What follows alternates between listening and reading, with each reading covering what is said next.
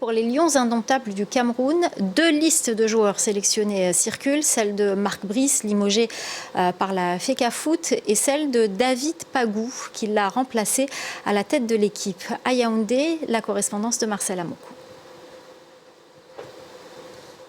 David Pagou s'apprête à rentrer en stage pour préparer la CAN Maroc 2025. Mais dans le même temps, le Belge Marc Brice, limogé par la Fédération camerounaise de football, dirigé par l'ancienne star Samuel Eto'o, a lui aussi publié une liste de joueurs retenus pour la même compétition. De nombreux cadres comme le capitaine Vincent Aboubakar, le gardien de but André Onana ou encore l'ancien parisien Eric Maxime Choupo-Moting, exclu de la première liste, se retrouve dans la deuxième. Marc Brice affirme d'ailleurs être toujours officiellement sous contrat jusqu'en septembre 2026 et donc toujours employé par le ministère des Sports. Il ajoute par ailleurs qu'il n'a pas été notifié de son licenciement, un bras de fer qui s'éternise et qui remet au goût du jour le conflit ouvert qui oppose le ministre des Sports à Samuel Eto'o. Une bataille à fleuret moucheté qui semble avoir tourné, pour le moment en tout cas, en faveur du président de la FECAFOOT qui vient d'être réélu pour un mandat